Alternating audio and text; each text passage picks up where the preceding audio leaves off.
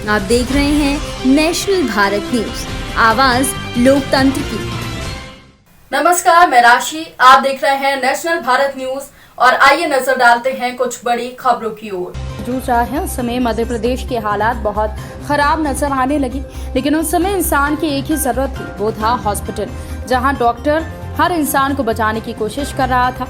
आपको बता दें कि इससे इंसान की जान बचाई जाए। हर जगह के हॉस्पिटल मौत के आंकड़े के छुपाने की खबरें सामने आ रही थी। इसी तरह मंदसौर जिला सिविल हॉस्पिटल में भी आंकड़ों को छुपाने की बात सामने आई, जिससे कांग्रेसी नेता राघवेंद्र तोमर ने सूचना के अधिनियम में जिला सिविल हॉस्पिटल मंदसौर में कोरोना के संबंधित मरीजों के आंकड़ों की जानकारी मांगी।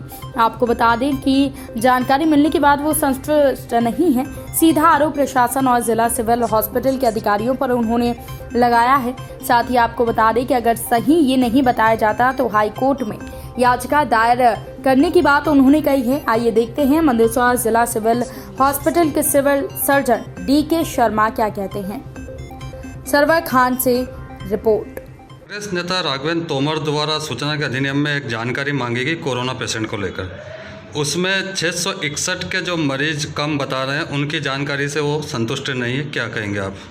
नहीं, देखिए, तोमर साहब ने जो जानकारी मांगी थी सूचना एवं अधिकार के तहत, जो RTI उन्होंने जमा कराई थी और उसके तहत जो जानकारी मांगी थी, बिंदुवार जो है उनको सारी जानकारी दे दी गई। कुल कितने मरीज भर्ती हुए इसकी जानकारी दी गई है, कुल कितने पेशेंट स्वस्थ होकर घर लौटे हैं उसकी जानकारी दी गई है, कुल कितने पेशेंट उन वार्डों में, जाहिर है कि उस वक्त चूँकि पूरा कोरोना की द्वितीय लहर थी, सेकंड लहर थी, बड़ा पेंडेमिक माहौल था, बड़ा एक्यूट और इमरजेंसी का माहौल था। तो जैसा कि आप सभी को विदित है कि पूरा डिस्ट्रिक्ट हॉस्पिटल कोरोना वार्ड में तब्दील किया गया था। इतने मरीजों की संख्या थी, बहुत ज़्यादा पेशेंट थे, बहुत सीरियस पेशेंट थे। तो उन वार्डों में जो पेशेंट एक्सपायर हुए थे उसकी एक संकलित जानकारी कि इतने पेशेंट एक्सपायर हुए हैं, और हमने एक नीचे नोट भी डाला था कि इन पेशेंटों में जो आंकड़ा दिया है इसमें सिर्फ कोविड से मरने वालों की संख्या ये नहीं है, इसमें हमने नीचे नोट डाला हुआ है कि इसमें कन्फर्म कोविड पेशेंट भी हैं जिनकी RT-PCR रिपोर्ट्स पॉजिटिव होती हैं, ऐसे पेशेंट भी हैं।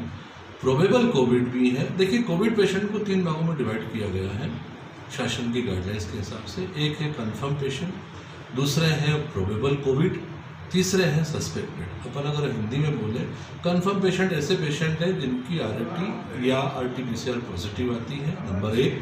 दूसरा, प्रोबेबल पेशेंट जो कोविड रहते हैं वो ऐसे पेशेंट रहते हैं जिनका CT स्कैन में CT स्कोर कोरेट 5 आता है, CT स्कोर बढ़ा हुआ आता है। वो एटिपिकल वायरल निमोनिया में अलग अलग ग्रेडेशन है, कोरेट 1 से लगा के कोरेट 5 तक। ऐसे पेशेंट में है हमको। मंदसौर जिले में कोरोना से जो मौतें हुई थी उस पर जिला प्रशासन और यहाँ के मुख्य चिकित्सा एवं स्वास्थ्य अधिकारी द्वारा जानकारियाँ लगातार छुपाई जा रही थी। मेरे द्वारा जून माह में 6 तारीख को जिला चिकित्सालय में और मुख्य चिकित्सा एवं स्वास्थ्य अधिकारी के कार्यालय में सूचना के अधिकार के अंतर्गत एक आवेदन प्रस्तुत किया गया था।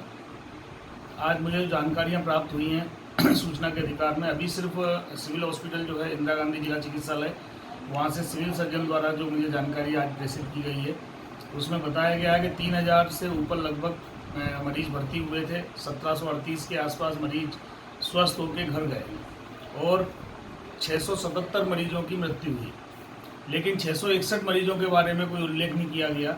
तो ये सूचना के अधिकार में जानकारी प्राप्त होने से एक बहुत बड़ा खुलासा ये हुआ है कि जब मध्य प्रदेश में सभी तरफ हम ये आवाज़ उठा रहे थे कि बहुत बड़ी तादाद में लोगों की कोरोना से डेथ हो रही है, लेकिन जानकारियाँ छुपाई जा रही थी, आंकड़े छुपाए जा रहे थे। जो जिनकी मौत हुई कोरोना से, उनके परिजनों को चक्कर काटने पड़ रहे थे अस्पतालों के, उनको सर्टिफिकेट नहीं मिल रहे थे। मेरे द्वारा जब सूचना के अधिकार में आवेदन प्रस्तुत किया गया तो उसके बाद ये मामला सामने आया कि मंदसौर में कोविड प्रोटोकॉल में लगभग 677, जो हम हमेशा कह रहे थे, हम 1000 के ऊपर बात कर रहे थे, लेकिन आज जो मेरे सामने जानकारी आई है सिर्फ मंदसौर जिला चिकित्सालय की, इंदिरा गांधी जिला चिकित्सालय में जो 3000 मरीज भर्ती हुए थे उनमें से 677 मरीज की कोरोना से डेथ हुई। और कोरोना से डेथ इसलिए मैं कह रहा हूं क्योंकि उनको कोविड प्रोटोकॉल के अंतर्गत अस्पताल में भर्ती किया गया, कोविड प्रोटोकॉल में उनका इलाज किया गया और कोविड प्रोटोकॉल में ही उनका अंतिम संस्कार किया गया। तो ये तो मात्र एक जिला चिकित्सालय की जानकारी है, पूरे मंदसौर जिले की जानकारी मैंने मांगी है, जो कि 1 महीना बीत चुका है। मुख्य चिकित्सा एवं स्वास्थ्य अधिकारी द्वारा मुझे आज तक वो जानकारी उपलब्ध नहीं कराई गई है। मैं कल माननीय कलेक्टर महोदय से उनको चिट्ठी लिखूंगा, उनसे बात करूंगा कि आखिर क्यों आंकड़े छुपाए जा रहे हैं, आखिर क्यों मंदसौर के जो असमय कोरोना के कारण काल के गाल में समा गए उन परिवारों को सहायता मिलनी चाहिए। आज वो सारे परिवार दर दर भटक रहे हैं सर्टिफिकेट लेने के लिए, वो ये प्रमाणित नहीं कर पा रहे हैं कि उनकी मृत्यु कैसे हुई। लेकिन ये सत्य जब सामने आया कि 677 लोगों को कोविड प्रोटोकॉल के अंतर्गत मुक्तिधाम और अन्य जगह पर उनका अंतिम संस्कार हुआ, वहीं सरकारी आंकड़े 84 के थे, तो ये खुलासा सामने आ रहा है कि सरकार जानबूझकर कोरोना के मामले छुपा रही है।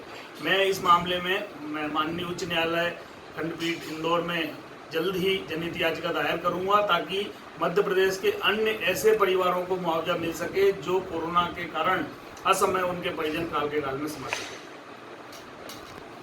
इस खबर में फिलहाल इतना ही। देश दुनिया की तमाम बड़ी खबरों की अपडेट्स के लिए जुड़े रहिए नेशनल भारत न्यूज के साथ। नमस्कार। अगर आपने अभी तक हमारे चैनल को सब्सक्राइब नहीं किया है तो जल्दी से सब्सक्राइब करें और बेल आइकन को दबाना बिल्कुल ना भूलें।